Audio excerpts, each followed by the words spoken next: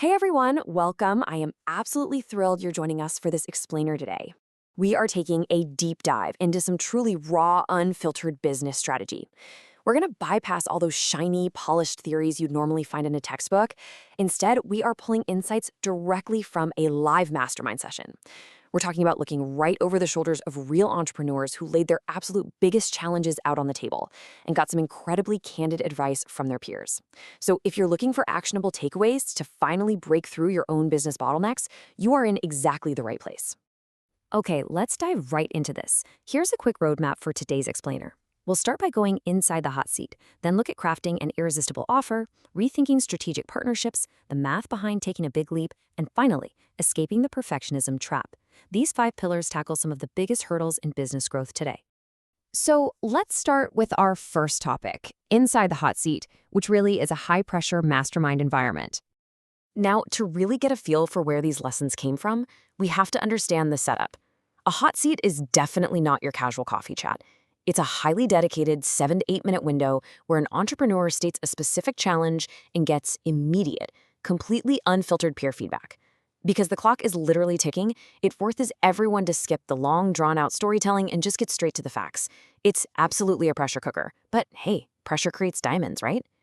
Moving on to our second topic, let's talk about crafting an irresistible offer by shifting our focus from systems to results. And this brilliantly illustrates our first real challenge. An entrepreneur named Jody stepped into the hot seat to pitch her brand new group coaching program for real estate agents. She shared her draft flyer and, well, it was a highly technical document all about operations, labs, and document vaults. Her peers were totally confused. You see, Jody was selling the mechanism, not the outcome. Let's be honest, when you start pitching operations and document storage, your client's eyes are just going to glaze over. But when you pivot to results, that changes the whole game.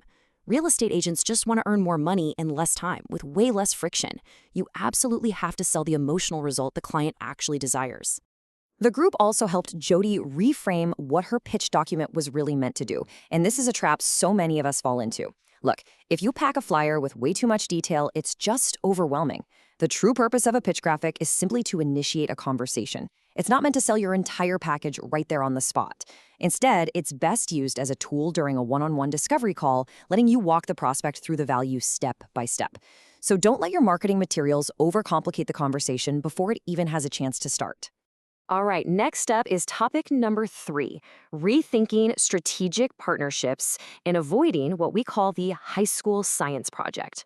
Let's take a look at another entrepreneur from this session, Jackie. She brought up a dilemma about an affiliate partnership with a virtual assistance firm to trade referrals. Now, that sounds great in theory, but as the group warned her, these deals often turn into frustratingly one-sided high school science projects. Remember those, where one person does all the work? To stop Jackie from pulling all the weight for zero payoff, the mastermind mapped out a really smart, safe way to test the waters. First, you agree to a strict 90-day trial period, no long-term commitments. Next, you make sure there's immediate reciprocation of social media plugs and referrals. Step 3 is super crucial. Don't just settle for an email blast to their list. Ask to host a masterclass webinar for their audience so you can actively show your value. And finally, evaluate the actual alignment before you ever start exchanging money or dealing with complicated accounting. During this whole discussion, another mastermind member named Jake shared a fantastic, totally counterintuitive strategy for handling the money side of things. If a vendor offers you, say, a 20% affiliate kickback for referring a client, decline it. I know, it sounds crazy, but instead you tell them, keep your 15 cents and pass that 20% discount directly to my client. Why would you do that? Because it creates massive loyalty. Your client realizes they just scored a huge discount exclusively because they're working with you. That kind of stickiness is worth so much more to your brand's reputation than some tiny referral check. This takes us to part 4, the math of leaping, and how to reverse engineer your exit. So we meet our third entrepreneur, Sarah. She is highly successful at her day job. She routinely packs training rooms with like 600 people, but she is desperate to leave. She stepped into the hot seat totally overwhelmed by the million different coaching directions she could take. To snap her out of this emotional spiral, the group forced a hard pivot to pure, cold logic. They asked for one single number. What is the exact dollar amount she needs to clear every single month to responsibly fire her boss?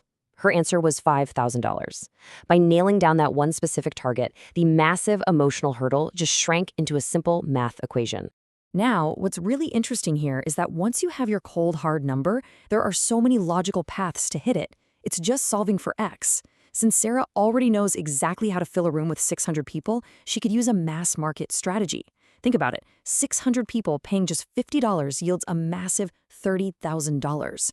That covers her base for half the year with just one single event. Or she could flip the script and go the high-ticket route. In that case, she literally only needs to find 2 people willing to pay $2,500 a month to hit her target. Seeing it laid out like this really proves that leaving your job isn't some mysterious leap of faith. It's just reverse engineering the math. Finally, let's dive into our last section, the perfectionism trap and overcoming the plateau. This brings us to another participant who also happens to be named Jody. She wanted to launch a coaching service for established real estate agents who had hit a plateau. But she was totally stuck in this endless cycle of over-preparing, aiming and aiming but never actually firing, trying to make everything absolutely perfect. She was stressing over how to mathematically define a plateau for her clients. That's when the group hit her with this profound insight. Logic makes people think, but emotion makes people act. A plateau isn't just a specific number of sales. A plateau is an emotion. It's that awful feeling of being maxed out, overworked, and deeply frustrated.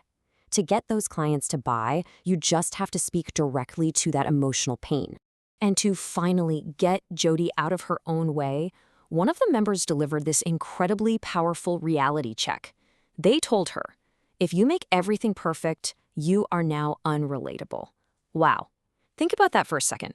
We are living in the age of AI, where everything can be instantly polished and synthetically flawless. But what do clients actually crave right now? Raw authenticity.